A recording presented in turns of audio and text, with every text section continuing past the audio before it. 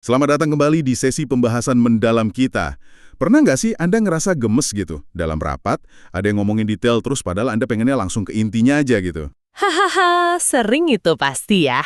Atau sebaliknya malah, Anda yang ngerasa frustrasi karena, penjelasan atasan kok umum banget ya? Kurang jelas langkahnya gimana? Nah, hari ini kita bongkar nih rahasia di balik gaya kerja yang beda-beda ini. Oke. Langsung dari buku Words That Change Minds-nya Shelley Rose Charvet. Kita bakal fokus ke pola produktivitas atau productivity patterns dari LAP Profile. Yep, productivity patterns ini menarik banget. Oke, mari kita bedah ini ya. Misi kita kali ini tuh memahami bagaimana sih Anda dan orang lain itu memproses informasi. Apa yang bikin kita paling produktif dalam situasi tertentu? Dan gimana akhirnya kita atau mereka bisa sampai yakin sama sesuatu atau ngambil keputusan? Kita lihat nih, ada 8 pola kunci dan gimana sebuah lembar kerja khusus, kayak yang dibahas di bab 19 buku ini, bisa jadi semacam peta gitu ya, buat memahami ini semua. Siap nih buat lebih kenal diri sendiri dan orang lain? Tentu saja, siap banget. Dan ini memahami pola-pola ini tuh bukan cuma sekedar pengetahuan psikologi iseng gitu. Ini alat yang praktis banget. Oh iya, praktisnya gimana tuh? Ya, ini kunci buat komunikasi yang jauh lebih efektif di tim Anda, bisa ngurangin salah paham yang buang-buang waktu loh. Bahkan bisa bantu proses rekrutmen atau pengembangan diri jadi lebih tepat sasaran. Oke. Intinya tuh ngenalin sistem operasi unik seseorang tapi dalam konteks tertentu. Ini penting nih, jadi bukan ngasih label permanen ke orang. Iya, konteks itu penting ya. Banget. Yang menarik tuh ya, gimana pola-pola ini sering jadi akar masalah atau malah kelancaran dinamika sehari-hari kita, di kantor, atau bahkan di rumah. Jadi ini udah bukan lagi soal apa yang bikin orang termotivasi ya. Kan itu udah kita bahas di pola motivasi sebelumnya. Betul. Tapi ini lebih ke bagaimana cara kerjanya gitu. Gimana mereka mikir, interaksi, bereaksi sama tugas atau situasi. Persis. Pola produktivitas ini kayak kita ngintip ke ruang mesinnya, cara kerja seseorang. Ada beberapa kategori penting nih. Oke. Mari kita telusuri satu-satu ya. Nanti kita lihat gimana ini bisa dicatat, dipetakan, salah satunya ya pakai lembar kerja tadi. Kategori pertama itu scope atau cakupan. Scope, cakupan, oke. Ini jawab pertanyaan dasar banget. Pas dapat info baru, Anda secara alami lihat hutannya atau fokus ke detail pohonnya. Ini dia. Pertanyaan klasik banget ini. Jadi, apakah Anda tipe yang butuh gambaran besar dulu, ringkasannya, yang general itu? Iya. Atau malah sebaliknya, Anda butuh data runut, langkah demi langkah, detailnya, yang spesifik, baru ngerasa klik gitu? Nah, itu dia. Orang dengan pola general itu pengennya tahu inti, konsep besarnya. Kalau kebanyakan detail di awal, bisa cepat bosen atau malah bingung dia. Sebaliknya, yang spesifik ini butuh banget urutan jelas, data pendukung, detail teknis. Baru deh dia bisa lihat gambaran besarnya kalau potongan kecilnya udah lengkap. Oke. Yang menarik nih, dalam konteks kerja ya, secara umum sekitar 60% orang itu cenderung general. Wah, 60%. Mayoritas dong ya? Iya. Dan cuma 15% yang sangat spesifik. Sisanya 25% ya lumayan fleksibel lah di antara keduanya. Wow, 60-15, jomplang juga ya. Pantesan aja sering kejadian miskomunikasi ya. Nah, itu dia. Bayangin aja. Manajer yang general ketemu anggota tim yang super spesifik. Yang satu minta intinya apa? Yang satu lagi jelasin kronologis dari A sampai Z. Gimana tuh cara jembataninnya? Kuncinya ya adaptasi. Si manajer general bisa belajar nanya lebih spesifik. Oke, dari semua detail itu, 3 poin paling penting apa gitu? Oke. Atau minta dibuatin ringkasan eksekutifnya. Sebaliknya, anggota tim yang spesifik bisa latihan nyajiin kesimpulan di depan, baru nawarin detail kalau diminta. Oh, jadi dibalik gitu ya? Intinya X, Y, Z. Mau dijelasin prosesnya lebih lanjut nggak gitu? Bener banget. Nah, lembar kerja LAB Profile itu bantu kita identifikasi pola ini di diri kita atau orang lain. Jadi kita tahu kapan harus zoom in ke detail atau zoom out ke gambaran besar pas komunikasi. Jadi ini refleksi penting nih buat Anda yang dengerin. Coba ingat deh, interaksi terakhir yang rasanya kok nggak nyambung. Mungkin nggak sih ada perbedaan skop di situ? Bisa jadi banget. Paham ini aja udah bisa ngubah cara Anda presentasi, nulis email, atau bahkan delegasi tugas loh. Jadi tahu kedalaman info yang pas buat lawan bicara. Betul sekali. Nah, beranjak dari cara proses info, kita lihat kemana perhatian kita cenderung diarahkan pas lagi interaksi. Ini kategori kedua, attention direction, arah perhatian. Maksudnya pas kita ngobrol atau rapat nih, fokus kita lebih ke isi omongannya, data, logika, argumen, itu yang self, atau lebih ke orangnya di depan kita. Bahasa tubuh, nada suara, reaksi emosional, yang other. Tepat. Orang dengan pola dominan self itu fokus banget sama apa yang diomongin. Dengerin kata-katanya, analisis argumennya, cari datanya. Kadang ya itu tadi, bisa kelihatan dingin atau kurang peka. Karena nggak lihat isyarat nonverbalnya ya? Bisa jadi. Karena perhatiannya bukan ke situ. Sebaliknya, orang dengan pola other itu kayak, radar sosial. Peka banget sama bahasa tubuh, nada suara, ekspresi muka, suasana ruangan. Wah, Buat mereka, bangun hubungan atau report itu penting. Nah, ini nih yang suka bikin kaget. Di konteks kerja, mayoritas loh, sekitar 93% punya kecenderungan pola other. hah? 93%? Serius? Iya, 93%. Itu artinya hampir semua orang di kantor kita lebih memerhatiin gimana cara kita ngomong daripada apa yang kita omongin dong. Ini gila sih, implikasinya gede banget. Hehe, iya kan? Terus gimana cara komunikasi efektif kalau tahu begini? Ya, gini. Buat yang 7% sisanya, yang polanya self, pastikan argumen Anda kuat, logis, terstruktur, ada datanya. Nggak usah banyak basa-basi, langsung aja ke intinya. Oke, to the point. Tapi buat mayoritas 93% yang other ini, bangun rapor dulu itu jadi kunci. Perhatiin bahasa tubuh Anda, sesuai nada suara, tunjukin empati, lihat respons mereka. Mereka perlu ngerasa nyambung dan nyaman dulu.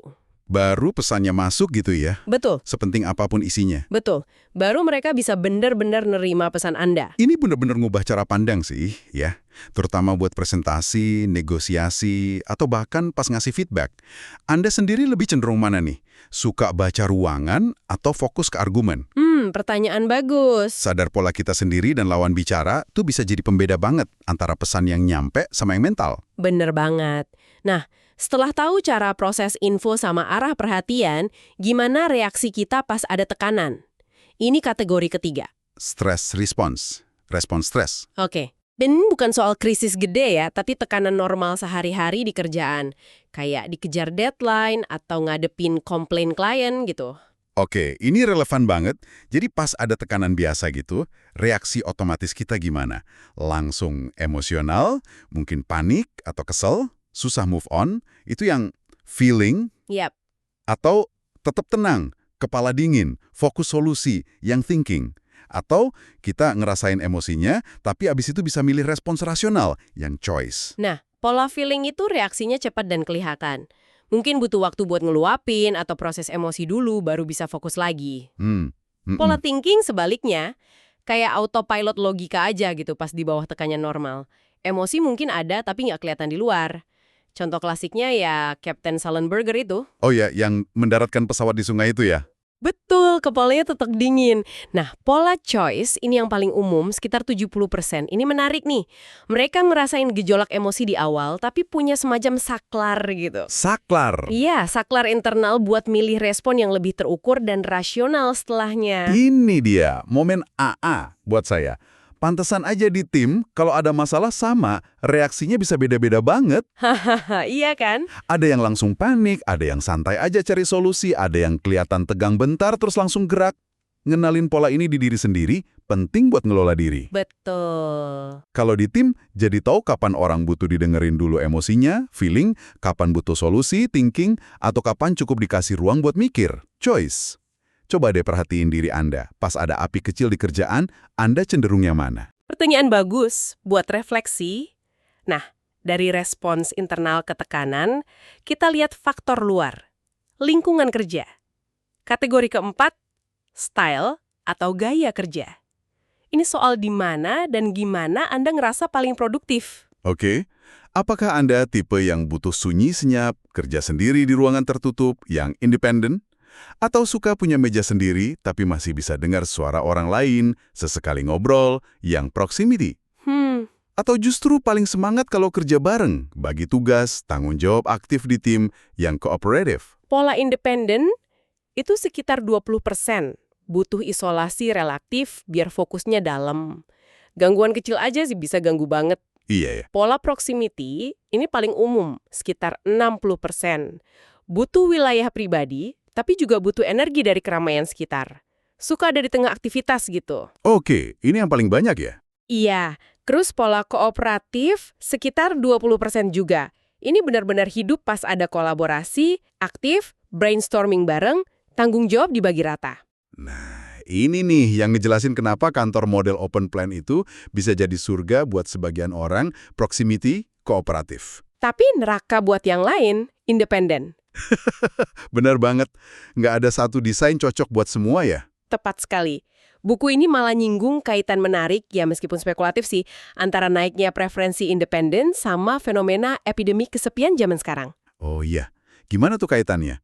Ya, makin dikit interaksi tatap muka berkualitas, orang makin biasa atau malah nyaman kerja sendiri, tapi mungkin jadi kehilangan koneksi sosialnya itu. Masuk akal juga ya. Pertanyaan reflektif lagi nih buat Anda. Lingkungan kerja Anda sekarang, entah di kantor atau WFH, beneran dukung gaya produktivitas alami Anda nggak? Atau malah ngerasa harus ngelawan lingkungan terus dan itu ngabisin energi ekstra tiap hari? Nah, itu penting ditanyakan ke diri sendiri.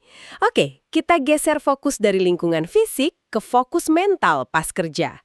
Kategori kelima, organization. Organisasi, maksudnya? Ini tentang apa yang otomatis jadi prioritas Anda saat bekerja. Oke. Jadi pas kerja, perhatian utama kita kemana nih? Selesain tugas, capai target, mastiin sistem jalan lancar, ngurus barang atau proses gitu? Ting. Ya. Atau lebih ke orang-orang yang terlibat, perasaan mereka, dinamika hubungan, pengalaman pelanggan, person. Nah, pola Ting sekitar 55% secara alami prioritasin tugas, hasil, efisiensi, sistem. Fokus ke apa yang perlu selesai. Mayoritas juga ya ini. Iya. Terus pola person, sekitar 15%, alami prioritasin orang, hubungan, perasaan, pengalaman. Fokus ke siapa yang terlibat dan gimana perasaan mereka. Sisanya 30% cukup seimbang lah antara keduanya. Bisa kasih contoh nyata bedanya nggak? Biar kebayang? Oke, bayangin maitre d' restoran mewah yang efisien banget ngatur waiting list, alur tamu, penempatan meja. Itu contoh kuat pola Ting. Fokusnya ke kelancaran sistem restorannya. Oke. Atau cara politisi ngomongin basis elektoral sebagai angka doang. Itu juga cenderung Ting. Sebaliknya, petugas customer service yang jago atau pekerja sosial biasanya pola person kuat banget. Peduli sama pengalaman dan perasaan klien. Ah, iya. Tapi ada tapinya nih. Pola person yang terlalu kuat, risikonya burnout. Soalnya bisa ikut keserap emosi orang lain. Oh iya, bener juga. Jadi, keseimbangan think dan person ini penting banget, terutama buat peran manajer atau sales yang butuh hasil tapi juga hubungan baik. Coba deh, perhatiin diri Anda pas rapat tim. Diskusi paling sering Anda arahin kemana? Lebih ke deadline, deliverables, KPI, proses, think. Atau lebih ke kondisi anggota tim, ada konflik nggak, gimana bangun semangat, person. Dua-duanya penting sih, tapi default setting Anda yang mana? Nah, ini menarik nih. Setelah tahu fokusnya think person, gimana soal aturan mainnya? Kategori ke-6, rule structure, struktur aturan. Struktur aturan. Ini tentang gimana Anda nerapin standar atau ekspektasi ke diri sendiri dan orang lain. Wah, ini kayaknya agak rumit nih. Ada beberapa kemungkinan ya, apakah aturan atau standar yang Anda punya itu berlaku sama buat diri sendiri dan orang lain? My? Yap. Atau Anda punya standar tinggi buat diri sendiri, tapi cenderung cuek sama standar orang lain, my. Atau kebalikannya, Anda nggak punya aturan ketat buat diri sendiri, tapi punya ekspektasi jelas buat orang lain, no my. Atau Anda punya standar sendiri, dan nganggap orang lain juga punya standar mereka sendiri yang mungkin beda, mayor. Nah, pola my ini yang paling dominan, sekitar 75%. Orang ini punya satu set aturan atau standar, dan itu berlaku buat dia. dan semua orang di sekitarnya. Wah, paling banyak ya. Iya, ini bagus buat manajer yang butuh konsistensi, ekspektasi jelas. Pola Mai itu si individualis. Ini standarku. Urusanmu beda. Oke. Pola Nomai sering muncul di manajer menengah yang cuma nerusin aturan dari atas, tanpa benar-benar ngerasa aturan itu buat dirinya juga. Jadi kayak peraturan ya peraturan gitu ya. Bisa jadi. Terus mayor sekitar 15%, ini sangat menghargai perbedaan. Ini caraku, gimana caramu? Bagus buat coach, mediator, fasilitator. Tapi ada minusnya juga. Iya, kalau manajer terlalu mayor, timnya bisa bingung, kurang arahan jelas. Contoh ekstrim Mai yang dibahas buku ini tuh helikopter parenting. Orang tua nerapin aturannya kaku banget ke anak. Wah, ini bisa jelasin banyak dinamika ya. Di kerjaan, keluarga, gaya kepemimpinan, cara kolaborasi, cara nilai kinerja orang lain. Pola mana nih yang paling Anda banget dalam konteks tertentu? Misal pas mimpin proyek, atau pas kerja di tim. Pertanyaan refleksi lagi. Nah, dua kategori terakhir ini bisa dibilang jantungnya proses persuasi sama pengambilan keputusan. Convincer channel dan convincer mode. Gimana seseorang akhirnya bisa yakin? Nah, ini dia kunci buat mempengaruhi orang lain. Atau bahkan pahami proses mikir kita sendiri pas dihadapkan pilihan atau ide baru. Ternyata ada 2 tahap ya. Benar. Tahap pertama itu convincer channel. Saluran info apa yang harus dilewati biar otak mulai proses. Apa orang itu perlu melihat bukti visual, grafik, demo produk? C, ini paling umum, sekitar 55%. Oke, visual ya. Atau dia perlu mendengar penjelasan lisan, testimoni, diskusi, hear, 30%. Mungkin dia tipe yang harus membaca sendiri laporan detail, artikel, spek, read. Ini jarang sih, cuma sekitar 3%. Oh, dikit ya yang read. Iya. Atau dia tipe kinestetik yang harus melakukan atau mencoba sendiri baru percaya. Do 12%. Harus nyoba langsung gitu ya? Iya. Oke. Itu channelnya, terus tahap keduanya? Setelah info masuk lewat saluran yang pas, tahap kedua itu convincer mode. Gimana otak proses info itu sampai akhirnya bilang, oke gue yakin. Apa dia butuh sejumlah contoh spesifik, number of examples? Misal, gue perlu lihat 3 kali berhasil dulu baru yakin. Ini paling banyak, 52%. Oke, butuh bukti berulang. Atau dia tipe otomatik 8%. Sekali lihat, dengar, coba langsung yakin atau nggak yakin, dan susah diubah. Atau tipe konsisten, 15%, yang keyakinannya perlu di-charge ulang setiap saat. Pujian atau bukti kemarin nggak cukup buat hari ini. Wah, repot juga ya yang konsisten. Haha, ada tantangannya. Atau dia butuh periode waktu tertentu, period of time, 25%. Buat mikirin itu, nggak bisa didesak. Bisa jam, hari, atau bahkan bulan. Wow, kombinasinya bisa macam-macam banget dong. Seseorang bisa aja butuh melihat channel dan perlu periode waktu mode. Atau butuh mendengar channel dan sejumlah contoh mode. Persis. Ini ngejelasin banget kenapa teknik persuasi yang sama bisa manjur ke satu orang tapi gagal total ke orang lain. Bener banget. Paham kombinasi channel dan mode ini tuh game changer. Contoh nih, kalau Anda hadapin orang konsisten, ya Anda perlu terus-terusan kasih afirmasi atau bukti. Meyakinkan sekali aja nggak cukup. Oke. Kalau hadapin orang otomatik yang udah bilang nggak, mungkin lebih baik mundur dulu daripada maksa ubah pikirannya saat itu juga. Susah ya kalau udah klik enggaknya. Bisa jadi. Kalau orang period of time, jangan pernah maksa ambil keputusan di tempat. Kasih waktu yang dia butuhin. Silakan dipikirin dulu ya, kabari saya lusa. Ini klikasinya luas banget sih. Jualan, marketing, negosiasi, yakinin atasan, cara belajar, cara ngajar.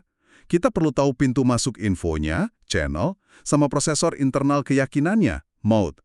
Benar-benar ngebuka mata. Dan untuk bantu kita mendiagnosis semua pola ini secara praktis, ada alat bantunya. Ini bawa kita ke kategori terakhir, lembar kerja, worksheet, dan proses profiling. Kayak yang dijelasin di bab 19 dan 20 itu. Nah, iya. Mengingat ada 8 pola produktivitas ini, belum lagi pola motivasi yang dulu, gimana cara praktisnya kita ngelacak atau identifikasi pola orang pas interaksi? Nggak mungkin hafal semua ciri-cirinya kan? Di sini, lembar kerja itu jadi penting ya? Tepat sekali.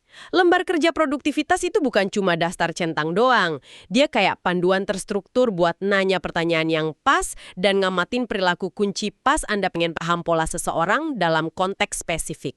Konteks lagi ya kuncinya? Selalu. Itu langkah pertama. Mau tahu polanya pas mimpin rapat, ketika belajar hal baru, atau pas beli barang mahal. Konteks nentuin pola mana yang aktif. Nah, setelah konteks jelas, lembar kerja itu ngebantu nanya buat tiap kategori. Hanya gimana? Misalnya buat attention direction, Anda bisa observasi atau nanya, pas rapat apa sih yang paling Anda perhatiin? Beberapa pola kayak scope atau stress response emang lebih gampang diidentifikasi lewat observasi bahasa dan perilaku. Terus, kalau kita udah punya dugaan polanya nih, berdasarkan observasi atau jawaban, gimana mastiin tebakan kita benar? Nah, ini langkah krusial. Tebak dan uji atau guess and test. Anda nggak simpan kesimpulan buat diri sendiri. Anda sajikan lagi ke orangnya dalam bentuk deskripsi perilaku. Oh, dikonfirmasi gitu ya? Iya, misal, kalau Anda duga polanya spesifik, Anda bisa bilang, kayaknya Anda lebih nyaman ya kalau saya jelasin langkah-langkahnya detail daripada langsung kesimpulan. Terus lihat reaksinya. Ngangguk setuju, kelihatan lega, atau malah bingung atau nyangkal. Respons itu jadi validasinya ya? Betul, lembar kerja bantu Anda catat hipotesis awal sama hasil tebak dan uji ini secara sistematis. Jadi ini bukan nebak-nebak doang, tapi proses dialog buat pahami peta mental orang lain. Jadi lembar kerja itu kayak peta jalan, sekaligus jurnal observasi buat percakapan kita, bantu kita pahami cara kerja orang dalam situasi tertentu, lebih akurat dan terstruktur. Ini bikin jadi alat praktis banget, bukan cuma teori. Bener banget. Oke, mari kita tarik benang merahnya nih. Intisari dari pembahasan kita hari ini apa dong? Memahami 8 pola produktivitas LAB profiling, scope, attention, direction, stress response, style, organization, rule structure, convincer channel, sama convincer mode. Itu kayak dapat kacamata baru ya buat lihat diri sendiri dan orang lain. Yap, kacamata baru. Kita jadi lebih peka sama gimana orang proses info, lingkungan kayak apa yang bikin mereka optimal, gimana mereka hadapi tekanan, dan gimana akhirnya mereka yakin atau mutusin sesuatu. Dan lembar kerja itu alat praktis buat ngaplikasiinnya. Manfaatnya itu bukan main-main loh. Komunikasi bisa lebih klik karena kita nyesuaiin gaya. Potensi konflik gara-gara nggak nyambung bisa kurang drastis. Produktivitas bisa naik karena orang kerja sesuai settingan alaminya. Bener juga. Dan keputusan strategis, mulai dari rekrutmen, bentuk tim proyek, sampai cara kita jual ide, bisa jauh lebih efektif. Dan ingat lagi ya, ini bukan buat ngotak-ngotakin orang. Bukan label ya. Bukan, pola itu dinamis, bisa berubah tergantung konteks. Tujuannya menghargai keragaman cara kerja manusia dan ningkatin fleksibilitas kita pas interaksi. Kalau kita lihat gambaran besarnya, pemahaman ini bisa bikin hubungan kerja dan personal kita jauh lebih harmonis dan produktif. Sebelum kita akhiri sesi kali ini, saya punya satu pertanyaan refleksi nih buat Anda bawa pulang. Dari 8 pola produktivitas yang kita bedah tadi, pola mana yang paling aha buat Anda? Yang paling bikin Anda kaget? Atau tiba-tiba bikin Anda paham perilaku diri sendiri atau orang lain yang selama ini jadi misteri? Dan pertanyaan lanjutannya, gimana satu pemahaman baru ini aja bisa Anda gunain buat ngubah cara Anda komunikasi atau interaksi sama satu orang penting dalam hidup Anda? Mungkin dimulai besok pagi. Pertanyaan yang bagus untuk direnungkan. Terima kasih sudah menyimak. Sampai jumpa di pembahasan mendalam berikutnya.